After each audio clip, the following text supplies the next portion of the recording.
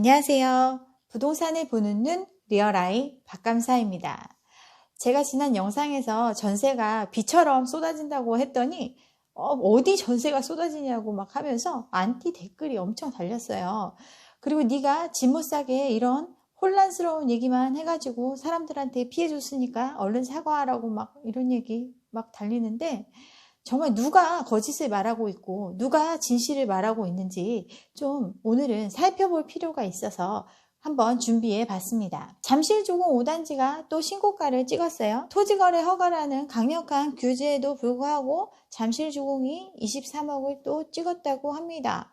강남의 아파트들은 줄줄이 신고가 행진을 벌이고 있고 집값 잡았다고 정부는 얘기하고 있는데, 강남 강북의 주요 단지들은 신고가를 계속하고 있다고 이야기하고 있어요.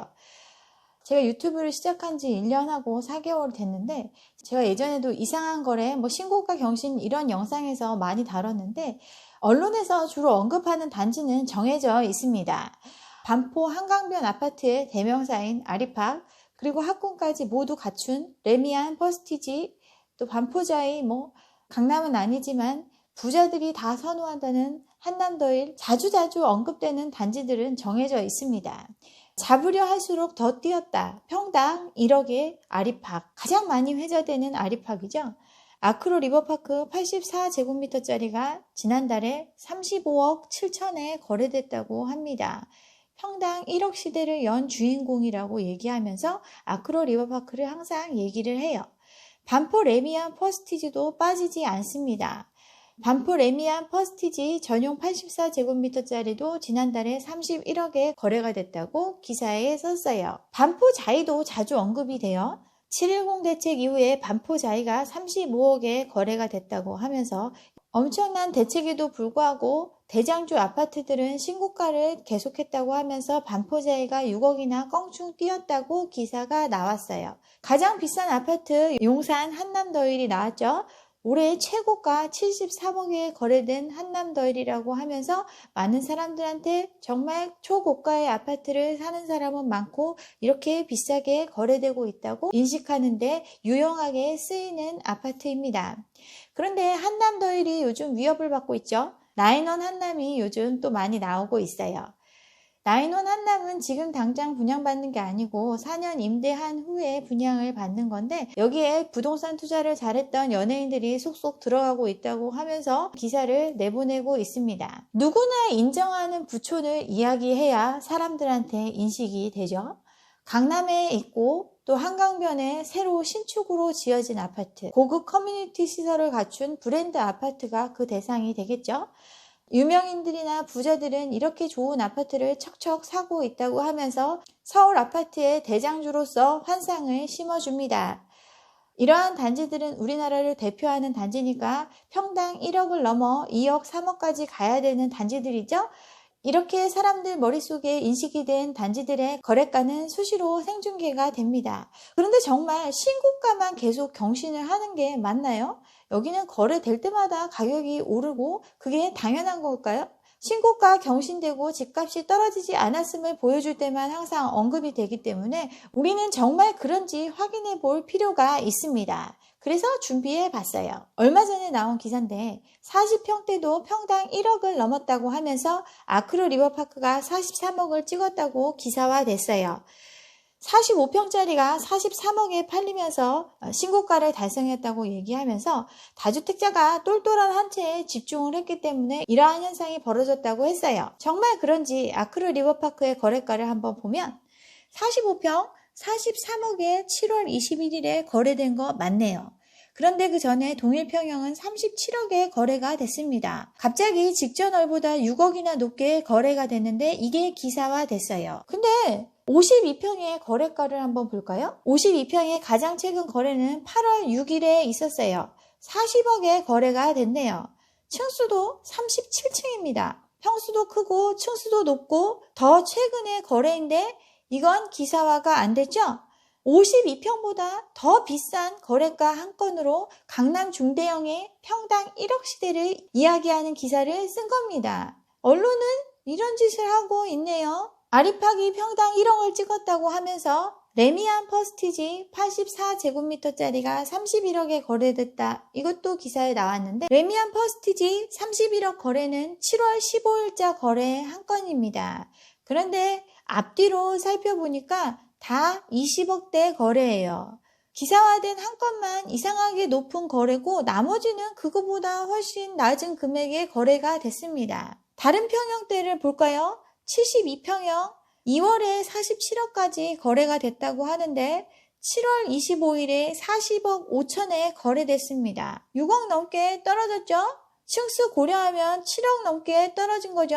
81평형 50억 거래되던 게 47억 5천으로 떨어졌습니다. 50억 거래되던 게 40억대로 떨어졌어요. 근데 이런 거 얘기 안 해주고 84제곱미터가 31억 선을 회복했다 이런 기사가 나온 거죠. 반포자이도 마찬가지입니다. 제가 지난 영상에서 언급했었는데 70평 거래가가 40억을 넘었다고 하면서 얘기했죠. 근데 반포자이 35평형 직전 거래가 대비 최근 거래가 3억이나 떨어졌습니다. 다른 평형들은 이렇게 가격이 떨어져서 거래된 것들이 있는데 70평 한 건의 거래로 가격이 상승했다고 일반화해 버렸어요. 한남더일 73억 최고가를 얘기했는데 보면 그 이후에 거래된 것들 60억 중반에 거래가 됐습니다. 유일하게 나와 있는 물건도 65억짜리 물건인데 73억만 강조를 합니다.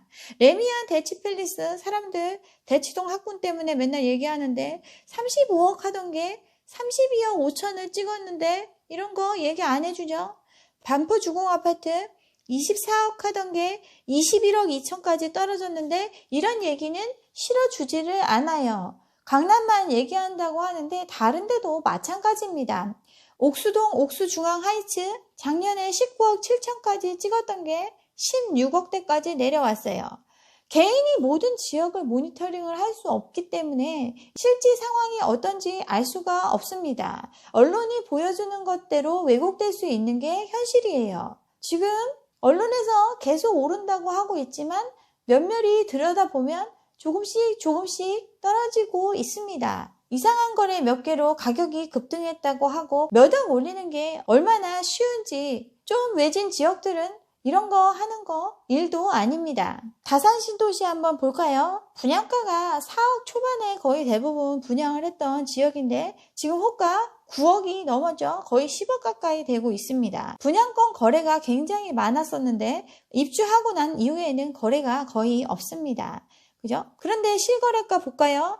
한양 수자인 리본파크 작년 6월에 5억 8천 하던 게 올해 9억 3천이 됐습니다. 그 사이에 거래는 단 3건이에요. 거래가 거의 없어도 가격을 2배 올릴 수 있는 시장이 바로 부동산 시장입니다. 근데 정말 남양주 다산이 10억이 맞나요? 집을 사서 가지고 있으면 당장 파는 게 아니기 때문에 정말 체감하기 힘들어요.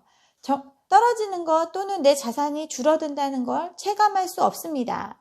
실제로 팔아봐야 그 상황을 느낄 수 있죠. 두산건설이 2010년도 초에 탄현동에 위브더 제니스라는 아파트를 지었어요. 굉장히 럭셔리하게 지었는데 이때 부실이 생기면서 전세가로 입주하라고 하면서 거의 물건을 털어냈던 지역입니다. 여기 요즘 엄청나게 거래가 많죠. 위치를 먼저 한번 볼까요? 일산의 탄현역 인근에 위치하고 있어요. 중대형 평형으로 이루어져 있는데 여기에 바로 붙어 있고 위브에서 좀 고급 프리미엄 전략을 써서 만든 아파트죠. 교통이 나쁘거나 뭐 이런 지역은 아닙니다. 일산의 교통망 확충 계획들이 나오고 있는데 인천 2호선 일산 연장하는 일산역에서 한 정거장밖에 차이가 안 나요. 그리고 GTX-A 노선이 예정되어 있는 킨텍스나 대곡역까지의 접근성이 좋은 편이죠. 그죠? 바로 지하철 앞에 있고 주변에 초등학교, 중학교 다 있고 뭐 마트도 있고 고급 자재에 나쁘지 않은 단지인데도 지금 급매물이 쏟아지고 있습니다. 건설사가 미분양을 털어내기 위해서 매수자들한테 파격적인 대출 이자 조건을 걸어서 분양을 했습니다. 근데 아파트 가격이 떨어지고 대출 한도가 줄어드니까 자기 돈을 내야 되는데 돈이 없는 거죠. 이자도 감당하기 어려운 가구들이 있죠. 그러니까 어쩔 수 없이 파는 거죠.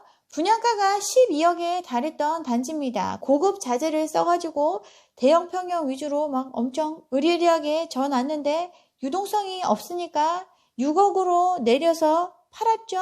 거래가 엄청나게 많습니다. 한 달 동안 59표형 같은 경우 거래가 200건이 넘었습니다. 거래도 많고 이거 경매도 엄청 많이 나와 있습니다. 이 물건이 나빠서 떨어지는 게 아니죠. 이 물건을 감당할 수 없는 사람들이 파격적인 혜택을 받으며 입주를 했기 때문에 이제 이걸 조금이라도 감당해야 되는 순간이 오니까 못 견디고 팔게 되는 겁니다. 이러한 문제는 어디서든 벌어질 수 있습니다. 지금 상황도 그렇죠? 대출 싸게 해주고 파격적인 조건으로 거의 거저나 다름없게 은행에서 돈 빌려가지고 지금 여기저기 집 사놓은 거죠. 대출이자 얼마 안 되니까 그냥 버티고 있습니다.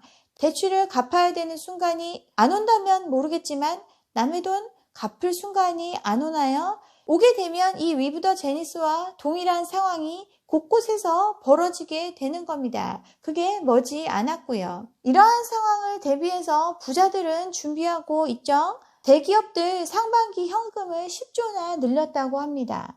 SK 현금 마련을 최대한 하라고 좋은 매물 나와도 돈 없으면 대응 못한다고 얘기하죠. 우리나라 경제를 이끌고 있는 대기업들 다 바본가요? 부동산 등 비핵심 자산을 적극적으로 내다 팔고 부동산 당장 현금이 아니니까 이거 유동화하기 위해서 갖가지 방안을 찾아내고 있습니다. 이게 위기 상황에 대처하는 현명한 자세죠. 유동성을 확보하고 기회를 기다리는 거. 그게 맞죠?